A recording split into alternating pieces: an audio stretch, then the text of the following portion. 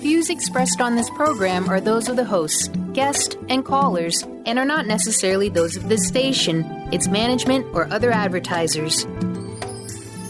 You're listening to Transformation Talk Radio.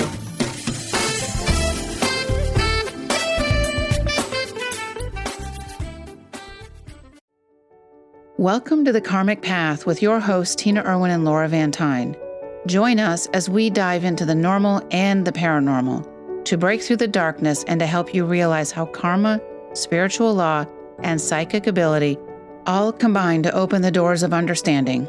This is the place where we build the karmic connections between science, psychology, and spirituality. But can we change our karmic path? Can we help someone else's karma? Stay tuned and join us for an opportunity to look at life and spirituality from a down-to-earth, no-nonsense, practical perspective. The Karmic Path radio show with Laura and Tina, Better Karma for Better Living, starts now.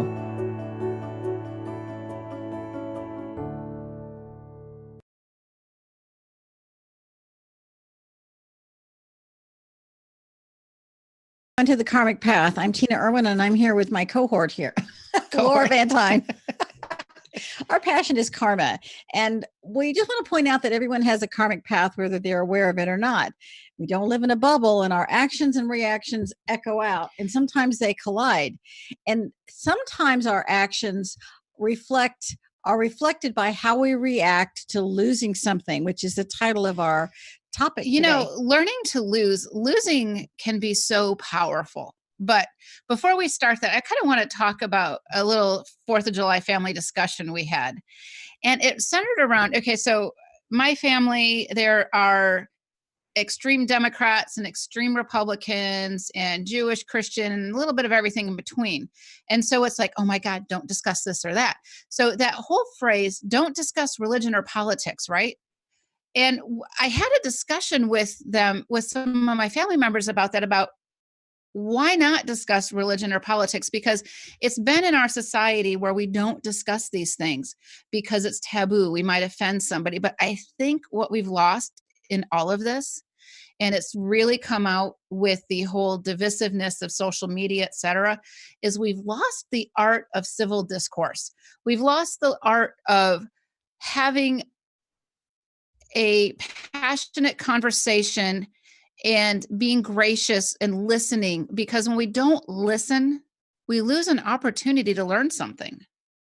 Sometimes you don't understand the other person's point of view.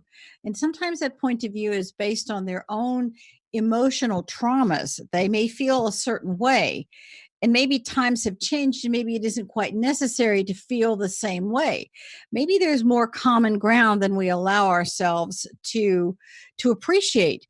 And part of the discourse could easily be that everybody has to take turns at things.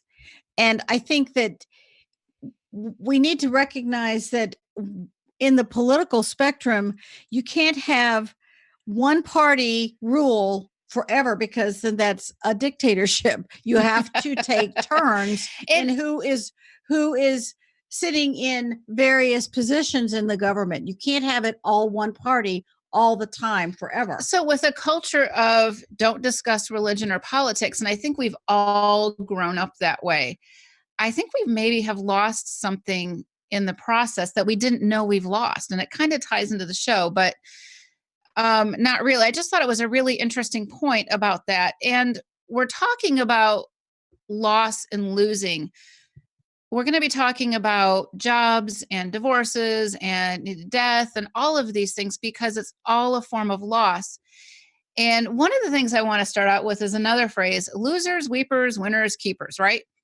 And and this is a childhood chant we hear on the recess playground every now and then, which is really not cool. But when a person's character is defined by how they react with a loss or a win, and it could be anything really, that loss or win. It's also important to understand that the phrase winning is everything can be dangerous. It and can you have be an amazing story about that. So one of my daughters plays water polo, and they were at a tournament event, and this team comes in, and It was a really rough team, and water polo is When not. you say rough team, I don't know what that means. Okay. Maybe they don't either. All right. So water polo is not a sport for the faint of heart. Okay. I know I couldn't do it. It's brutal, but there's rules in it. And my daughter's team was playing against another team from another league. And the coach started doing this thing called smile more, girls, smile more. And the parents on my team were like, what? That's weird, but okay. And as the game went on, we learned that when the coach said girls smile more, that was now, by the way, this is high school. This is JV. Junior varsity. Junior varsity. When the coach would say smile more, that meant the girls were to assault the opponents physically. And what they would do is they would stick their fingers inside the girls' bathing suits. And that's a huge violation on so many levels. So every time this coach said smile more, the girls would sexually assault the other team. And before the game was over, our parents called the game off and they called the police. Yeah, because that's assault. And so there's two issues here. Winning at all costs, but what is it teaching this team of girls? What is it teaching their character? And what are these parents teaching their girls by allowing that behavior to continue?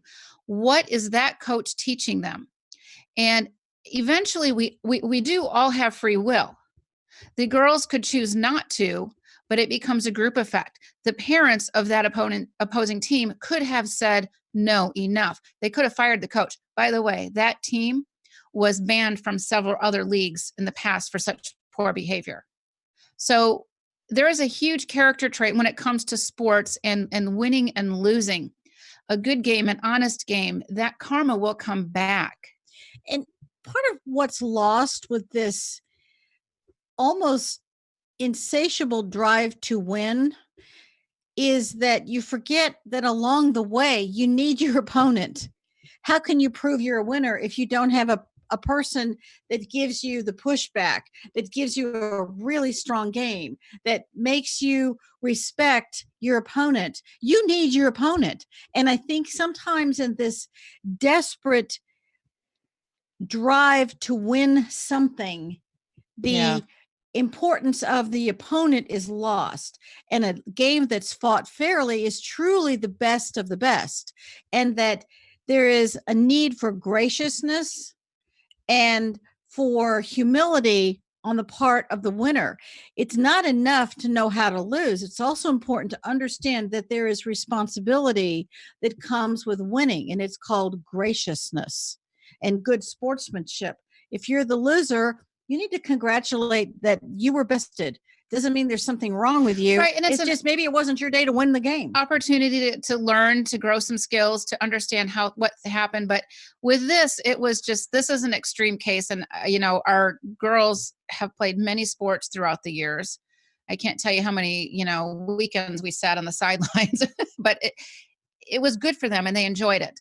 So winning at all costs does have a karmic ramification. They were kicked out of this league and other leagues, and the parents never stood up. They never said, I don't think that's right. How can you have an entire team of parents? I don't know. That means that you've got a pair. So I don't know how many people on a team, 9? It could be between, 9 and so that's 2 dozen. 20 adults. There wasn't a shred of decency, morality, or ethics among at least 20, 21 adults, including the coach, the assistant coach. And what about the school? You're going to tell me their school didn't know about this? Right. And the fact that your team parents called them out and said, nah, this is not it. And they called the police. And as soon as the police it got around that we called the police, they took off.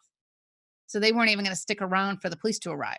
Yes, because on many levels, they knew that what they had done was right. was an immoral and obviously an illegal action. Yeah. And so our girls lost the game because they forfeited, and the parents forced them to forfeit. So there's a huge lesson in it for our girls about, integrity and doing the right thing. They lost that game, and it put them in a Well, no one won the game, right? No, they forfeited. That's how they got it stopped. They called it off. We're done. They forfeited the game. And so the other team technically won, but not really. So that's a form of loss. And that's just in sports. We also, nobody likes to lose a game or a promotion, an election, or anything really, but it's a part of life. And we incarnate here for the experiences our soul needs for our soul growth and our soul evolution. And sometimes if you win something or you get promoted, you have those moments when you kind of like somebody to be happy for you. Right. You know what? And I think you have a really good story. I think we should start off right after break about being promoted and what that can mean. And sometimes when it comes to jobs, we don't get promoted, or we lose a job, or we have an interview and we don't get what we think we wanted, but there's a reason for it that we may not be privy to. Exactly. So are we going to break? I think we could, but we're talking about, before we go to break, I want you to check out theoillounge.com, and you can send them an email. If you're experiencing a loss or grief, they can help you out about what types of essential oils that you can use to help with the healing of that grief and of that trauma. They are so good at what they do. This is a team of nurses, and they have the science behind what they do, and they're not just woo-woo, airy-fairy, wafting, smells around. There's a science behind it. So this is a great show to talk about essential oils like that as well. So you are listening to The Karmic Path, and we will be right back after these messages. It's my hair. And I was staring out into space. When do we get start? Okay, Space Cadet.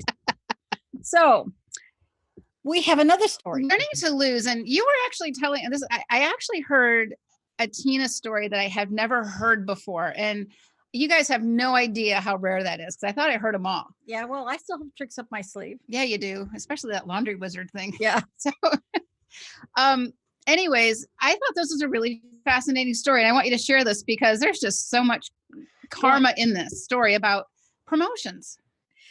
Okay, so I was working for Commander Submarine Force, U.S. Atlantic Fleet in Norfolk, Virginia, and I was their anti-terrorist specialist for all these submarines, like 100 billion in assets. So, it's either scream like a little girl or get to work. So I worked really Put the big girl panties on for that job.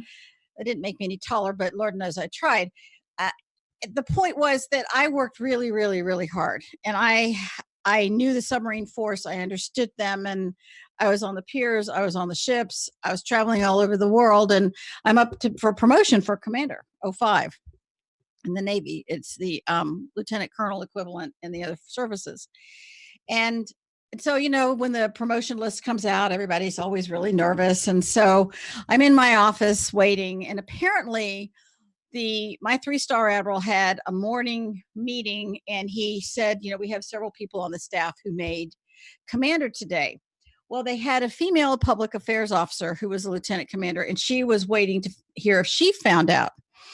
And so the morning meeting is over, and the admiral wanted to tell all the people who they were going to be called to the admiral's office and be told. And I'm sitting at my desk, and the public affairs officer knocks on my door, and she's sobbing, and she says to me, "You made commander, and I didn't. She used a bad word. And so I don't know what's going to happen to me, but you made it. And the admiral announced it, and he's really thrilled for you, and you made it, and I didn't." Okay, so what? It's like, okay, I guess what do I do next? Well, first of all, it wasn't her job to tell that story. Oh, it was not her job share it. To tell me I made commander. But you just got an amazing promotion, and it's like she tried to rob you of your joy. And what happened was she did try to do that. And I don't know whether her grief was so bad, because there were only 2 female officers on the whole staff, she and I. But she was restricted line. And for those of you who don't understand the military arrangement, you have unrestricted line, which means you can have command at sea or command, and you have restricted line, and that includes public affairs, intelligence, supply, medical, nursing, and law. Those are restricted line officers. So we're in completely Don't ask me to repeat that. okay. We're in completely different promotion avenues. We're not All right. competing against each other. I was not her competition. Okay. So she's robbing you of this joy. And I have to ask you guys out there, has there ever been a time where you got something so wonderful and joyful and somebody just tried to sabotage your joy? And I'm kind of sitting there in stunned silence, and karma is so interesting. This is why I'm always studying it.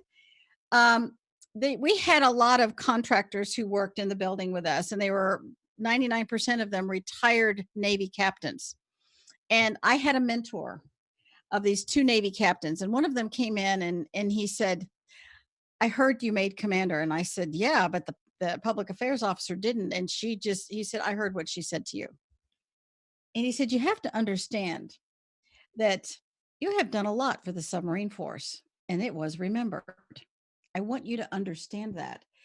You earned the promotion, and the whole office is thrilled for you. The admiral is thrilled to death. So you earned it. And sometimes things work the way they're supposed to work." And he said, "Congratulations." And he shook my hand. And then I hugged him. I just adored him.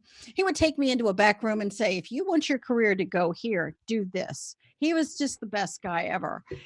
And I had that's why I really love the Navy. I had a lot of great guys guide me. Mm-hmm. But in that moment, I was still kind of in shock, and I wasn't going to let anybody rain on my parade because I worked really hard for that promotion, really hard. And I earned it. And he validated that for me in the most gracious way. And I told the other woman I was really sorry that this had happened, but there was and then she ran out. There's no place for me to go with it. Okay, so learning to lose. This was a karmic opportunity for this woman, and I'm addressing this because this is your story, but I think we all have those stories where we're on the receiving or giving end of something like that. So she had an opportunity to be gracious and compassionate and excited for somebody, but she chose a less wise role. She just had a really bad day, and I didn't get mad at her. I just blinked at her and said, "I'm so sorry." What do you do, right? There was nothing else I could do. So, it happened. Okay, so we don't always get what we want all the time, but sometimes when we don't get what we want, it's a blessing, right? Or sometimes be careful what you ask for because you just might get it. And I remember I was teaching middle school Spanish, and I thought, God, it would be so great if we could do a K-6 program and blah, blah, blah. And I just kind of like off the cuff mentioned it to my superintendent at the time. And the next week, I swear to God, I am sitting in a staff meeting and the superintendent comes in. He's like, "Guess what? We're going to do a K-6 program and Laura's in charge of it." And I'm like, "What?" So be careful what you wish for. You might just get it. But it was a good thing. So when we don't get something, let's say we don't get a job, it changes our life path, our soul mission, possibly. And what happened when you didn't get the job you thought you were going to get? I graduated from college. I have a degree in industrial relations. I have a Bachelor of Science. I have a master's in management, which I got later. So I graduated from school, and it's the South, and no one will hire me because I have the wrong anatomy. This really sucked. You got the wrong pair. I got the wrong pair. Anyway, so I thought they had all these really cool recruiters on campus. And they're probably cute too, right? Oh my God, these guys were so good looking. So I thought, I'll join the Air Force. They had cool uniforms and they flew, and it was very exciting. So I applied in July, and I didn't hear from them. And I'm thinking, time's passing. I got a lot to do. I need to make a living. So I didn't hear from them, and I haven't heard from them yet. So I was never accepted into the Air Force. So I thought, well, I'm going to try the Navy. So I go in and sit down, and I did hair and makeup, and cute clothes. And I sit down at the Navy recruiter's office, and I filled out the application. He says, "You're a little overqualified to enlist." I said, "I want to be an officer." He said, "We've never recruited an officer." And I said, "Well, darling, I'm going to be your first."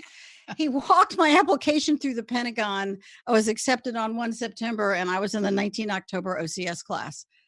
Bam. It was just like it was meant to happen. And because of that, I get to meet you. You get to meet me. Not only that, and my husband. You get to meet your husband. Had you been in the Air Force, you would not have met your current life husband. I wouldn't have So met him, no. sometimes there's a silver lining. Actually, all the time there's a silver lining in everything we do. We just have to look hard enough. I was really disappointed. I wasn't going in the Air Force. I really kind of liked their uniforms. But then I found out Chanel designed the Navy uniform. Well, and they're white, so it's not like you're going to get dirty all the time. Yeah. Sorry. Anyway, I looked at that as a loss. Okay, I'm not going to go there, but there's more opportunities. Let me try this. And it worked out really well. Sometimes you're not supposed to, when something doesn't work and you keep trying it, sometimes you're not supposed to do that. You're supposed to do something else. So it's not a loss. It's step back a little bit and say, maybe that's not where you're supposed to be going. Right. Maybe it's not supposed to be because you're going to be doing something else. And I kind of had the same situation with a job situation where as a teacher, frankly, I was good. Oh, I'm so glad. I was really good. And I don't want to sound egotistical or braggart, but, my kids would make, they'd blow the doors off the district test standards. And, I had a good method. But a long story short, I ended up not teaching because I wasn't supposed to be in a classroom. I spent 10 years at a middle school and a few years at an elementary school. I wasn't supposed to be teaching, but I didn't know why, and I didn't know what I was supposed to be doing. So you had to have had some disappointments as the things you thought you were going to do didn't happen. Right. I thought, I'd eventually graduate, retire from teaching and have a pension and live just a really nice casual life. But man, my life took a left turn. It took It took the right turn. The right turn. Okay. Well, I'm left-handed, so that is the right way to go. Sorry. So you never know what happens when it comes to a job loss or something like that.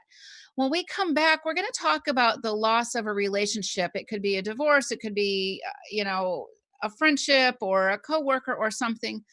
What happens with the loss of a relationship? And then we're going to talk about after that, even death, because that's another big part of these losses. And, sometimes when you lose, you're actually winning, but at the time, you may not know it. And we'll be right back. You're listening to The Karmic Path on Transformation Talk Radio.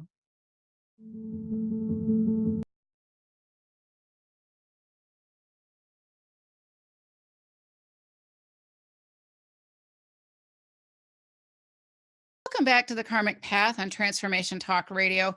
We've been talking about job losses and things. And sometimes when you don't get a job, it changes your karmic path, but you don't know it at the time. And a real quick story, Tina, before we talk about relationships, about Ronald Reagan. Ronald Reagan, great president, whatever party we were in. Ronald Reagan applied for a job as a radio announcer, and he really, really wanted this job. And he didn't get the job, and he was really quite disappointed. But he didn't let that completely overwhelm him. So he decided to come to California and be an actor. He went to Hollywood. And he became an actor, but because he was in California, he became involved in California politics and then eventually left acting completely. And the rest is history. So if he didn't get that radio job, or if he did get the radio job, it would have maybe changed the entire future of this nation in a way. In a way, it would have. It certainly would have changed his path. And Reagan had a way of looking at situations, talking about learning to lose. And he always tells this joke. He was famous for a lot of funny jokes. And he tells a joke about this. They bring all these different people into this room, and you open the door, and what you see is this giant pile of horse manure. And they gauge the person's reaction when they open the door, and they say, this is for you. And everybody else is really, really angry and upset and incensed and insulted. So they bring in Ronald Reagan, and he goes, whoa, this is great. There's got to be a pony in here somewhere. Talk about seeing the bright side of something. And so that's a great way to kind of look at things. Let's talk about relationships, because part of the human experience, they're all horse manure, but it was quite the segue. I know. We're a little behind our schedule here, but that's okay. So it could get hot. So okay. Here we go. let's talk about relationships, because karma does this amazing thing, and that is, it keeps giving us the experiences we need until we learn those lessons, life after life after life. And a lot of times, and maybe you're that person, or I'm that person, or of somebody who keeps having the same, boyfriend, girlfriend relationship issues with different people time and time again. Oh, you hear women say, "I just keep picking losers," and they look at the floor like, "I just keep picking Or losers." they're Well, all, all don't men pick them are, up anymore. yeah, all men are bad and all men are this and that. So when we have clients with relationship issues, we have them look at the patterns in their relationships. If you are finding yourself in a situation where you're chronically having issues with relationship after relationship, and it could be, any type of relationship, a sibling relationship, a parent, or whatever it is, spouse, etc. If you're chronically having issues, start writing those things down and see the patterns that you're coming up with. This is especially true with divorce. If and sometimes people feel that divorce is a failure. My marriage failed. We hear people say that all the time. Sometimes there is a karmic end to a relationship. Sometimes you don't need to be with that person anymore. Sometimes it's for both of your greater good to no longer be together. And we always judge a divorce as bad. Sometimes a divorce is a really good thing. Yeah. And even if you can't see it when you're in the thick of it, sometimes time and perspective allows you to evaluate it differently. And if you're in the middle of a divorce or a difficult time in your relationship, one of the things that can be helpful is simply tell yourself, okay, where am I going to be 1 year from now or 6 months from now? Because it takes us away from that emotional component. We can step back and say, okay, this is not working out. So where can I be from at this point? I know my divorce is coming. Okay, at a year from now, where am I going to be? What am I going to be doing? And it helps to rebalance us in those emotional turmoils. And some people look at it as they lost their marriage. Your marriage isn't lost. That particular relationship had a logical end, and you both walked away. Sometimes it's very messy. And what you could gain from it in learning through the loss, in if that's how you view it, is, what did I learn from this relationship? Did this person abuse you? Was this person completely nuts with money? Was this person completely cold and unfeeling? Was this individual so damaged and so fragile that this is the logical conclusion, because there was really no place else you could go? You can't fix her, you can't fix him. Maybe that's not your job. So when it ends, would you might find healing in respecting the process and stepping away with wisdom and grace, not bitterness and anger. It didn't ruin your life. Your life has changed. You had an experience. If you can look at it that way, then you can say, all right, it's not so much a loss. It's, my life is different now. I'm taking a different path. And it gives us an opportunity to say, I get to start over. What do I want now in my life? What do I want in a future partner? What am I able to give in that relationship? So it has to be a two-way street. I know a woman who, this is many, many years ago, had 2 kids, and she was married to a very abusive man. And she couldn't take it anymore, and she didn't put up with it. She divorced him. So she showed her children that they don't have to put up with abuse, because she left this abusive relationship. And by the way, as a teacher, that's such an important lesson any parent can give their kid, is to learn how not to put up with abuse. Not within about 2 years, she met another man, and she had 2 more children. I mean, they got married and she had 2 more children. She's been married to this man coming up on 40 years. Just because an initial marriage doesn't work doesn't mean a follow-on marriage can't be, the relationship, the beautiful relationship of a lifetime. Sometimes you have to learn what doesn't work, what isn't good for you. And that lesson is so precious. And that's probably the most valuable lesson out of all of this, is what can you learn? What do you take away? what can I do differently, better, etc. next time?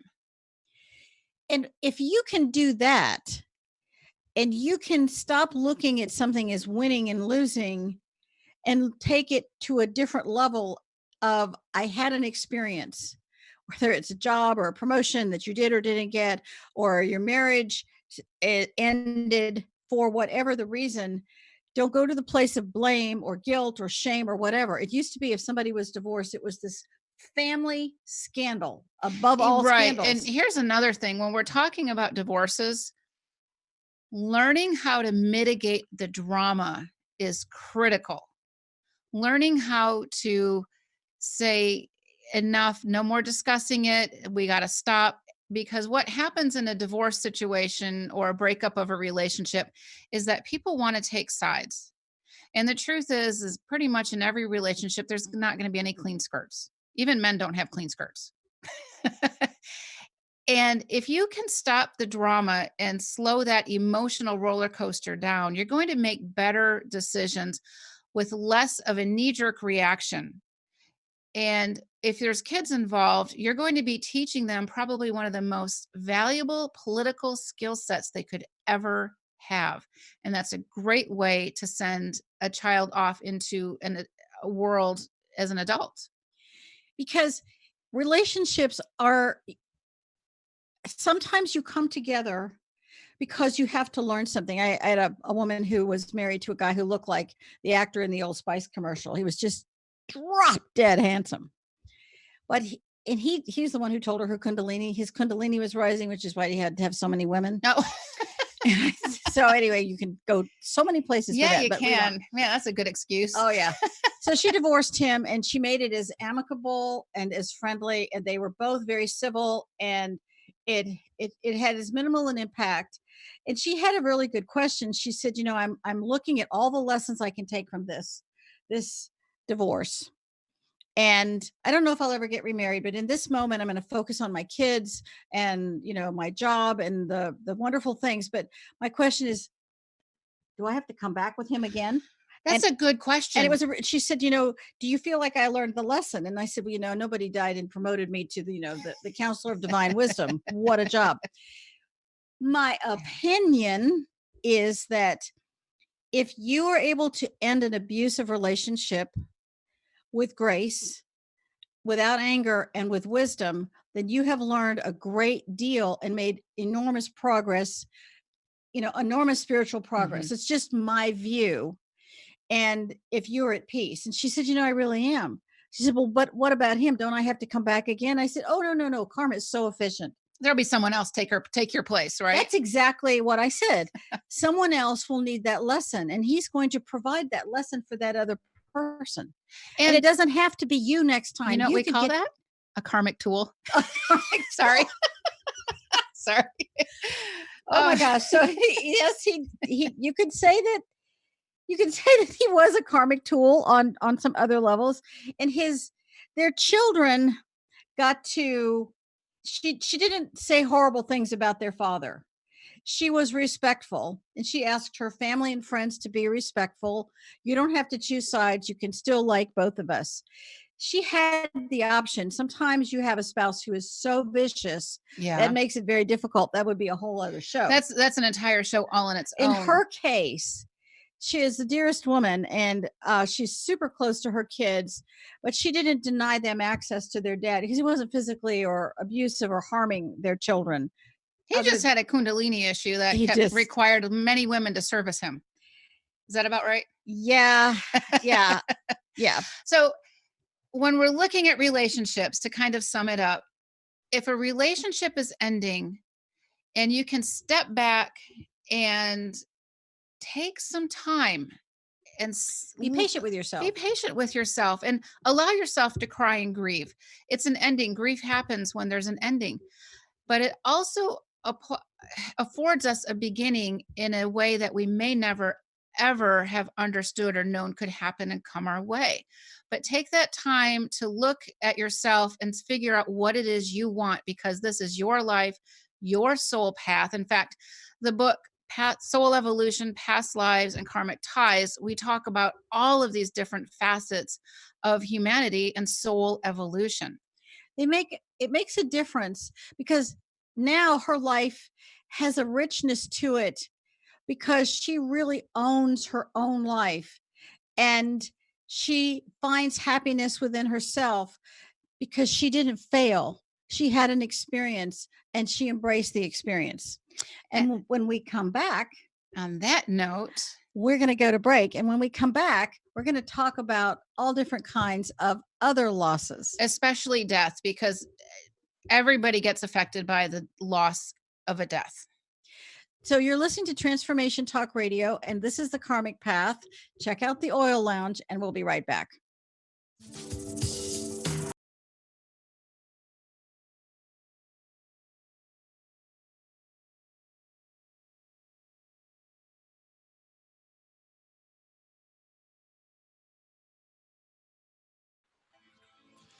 Welcome back. You're listening to the Karmic Path on Transformation Talk Radio.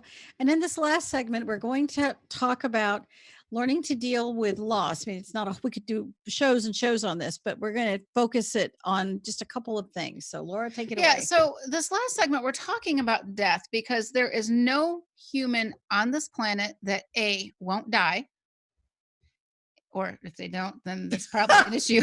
And B, there's no human on this planet that won't lose a loved one. It's just the way. But just because somebody dies doesn't mean that our time with them is over forever. It's not a finite issue. So what is the karma in a death when you lose someone you love? Because every death has a purpose, and we talk about this a lot in our book Soul Evolution and the Lightworker's Guide to Healing Grief. Every single death has a purpose, even if you can't figure it out at the time. And I remember a couple of years ago, I had a client whose 4-month-old baby died of SIDS. And for all the parents out there, that is probably one of the most horrific things anybody could ever experience, is the loss of a child. I have not lost a child. I'm grateful for that. But losing a child is huge, especially a baby of 4 months, because when you have this baby, you think, oh my gosh, what is this child's life going to be like, etc. And they wake up one day and their baby has died for no reason. Apparent reason, right? We don't know what it is. And so as I'm working with her and her husband, and we cross over the baby soul. And the reason why I say this is that souls don't automatically cross over, as if you've listened to us enough, especially children. And this is not going to win us a popularity contest, but children almost never cross over. They need help because a child, even if it's they're all old souls, but a child body has that child mentality where they're looking for the adult in their life to lead them somewhere. If there's no adult leading them, they tend to get stuck in the fourth dimension. So I'm crossing over this baby soul, and I'm working with the parents so they can talk to their child as well. And this baby soul said something amazing and stunning. It was a little boy baby, and he said that, Mommy and Daddy, I was only supposed to be here for a little bit of time, and my time is done. So the question becomes, what was the purpose of this baby's life and this baby's death? And that is, and I talked to them and I worked with them for a little bit. I said, maybe it's time you work on your marriage in a way that you could never have imagined. Maybe now your child's death is going to help your family learn how to grieve, how to console, and how to really, truly be intimate with one another in their feelings and in their desires and expectations. Maybe this baby's death has a purpose that is so esoteric that it's hard to understand while we're in a human body.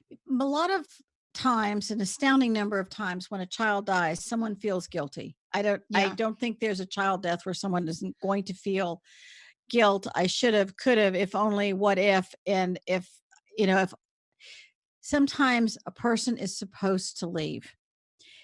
And you aren't going to know that. And guilt is a slayer of many a good soul. The opportunity to learn from the death of this person is incredibly important. And sometimes the soul leaves early, very early. Sometimes it leaves in a miscarriage also, or an abortion. It doesn't mean that soul no longer exists. This, you can't kill a soul, as we've said many times. The point in this particular example is we must learn how to grieve the loss of someone we love. No one is ever going to escape this. And understanding your own emotions and working through it and maybe helping someone else with their emotions is a powerful karmic lesson and a karmic opportunity. 75% of parents who have a child die divorce. They one or the other have they can't seem to come to terms with it, And because men grieve so differently from women. Men don't want to talk about it, and yeah. women only want to talk about And it. this couple is still together to this day because they had this opportunity, a unique opportunity to understand that this child's soul was it only needed 4 months of experiences for whatever it was on his soul path. That means that if this couple had a unique opportunity to learn that, 99.999% of couples are never going to get to know that. But if we can share this information, it can resonate out there. And that's why we're doing this show on this. Because not everyone gets to live 100 experience-filled years. Yeah. We come and go at various times in various cycles of living and dying for the pure experience of living for 4 months or living for, I would say 400 years, but we don't get to live for 400 years or 40 years or 90 years. And, this is an example of a child soul, but Tina and I have a really good friend of ours. We're going to call her Kay. And Kay was an admiral's wife. And the admiral died in a plane crash. And now she's a widow with 2 young kids. And this happened maybe 10 years ago. She's a widow. But what happened is her husband's death, as traumatic as it was, because he was in a plane crash, not normal. He wasn't sick. It wasn't expected. He wasn't at war. She found her true calling. And her true calling was that she now helps military widows gain access to the funds that are denied them on a regular basis. Well, she's working this through Congress. She's working a bill through the United States Congress, not California. Good luck with that. But the United States Congress, although that's just as hard. Yeah. And what she's finding is bipartisanship. Republicans or Democrats are both seeing the merit of this bill. And she's organized military widows.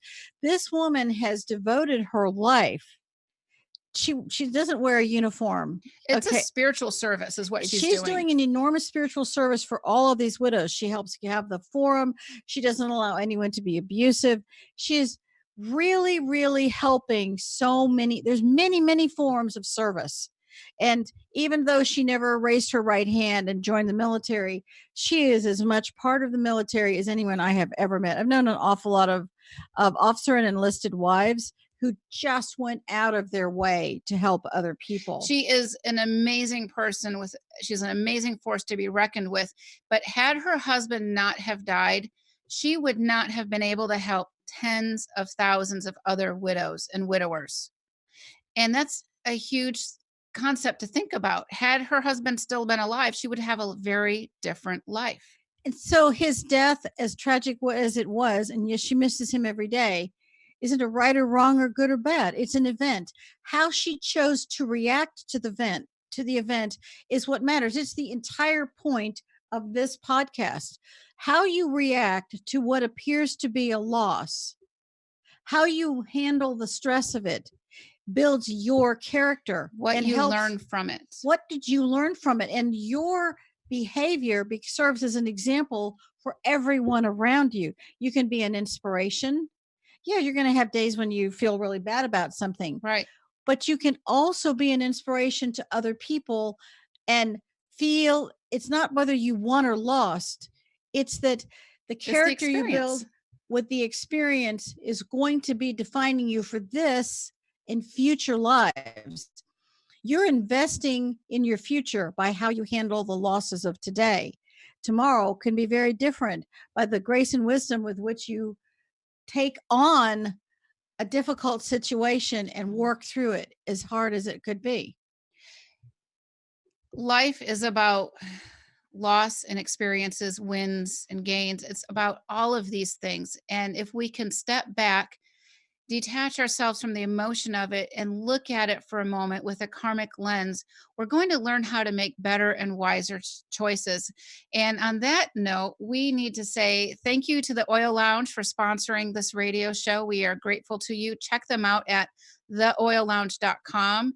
And we also have to thank our fabulous producer, Kat Grebe, for always being there for us. We are very grateful to her. And on that note, we would like to add, be sure to check out our courses on thekarmicpath.com, because if you love what we're saying here, can you imagine what we're teaching you in the courses? And you can find those at thekarmicpath.com. And we just released one that's free called The Secret Science of Intuition. And on that, we'll talk to you next week.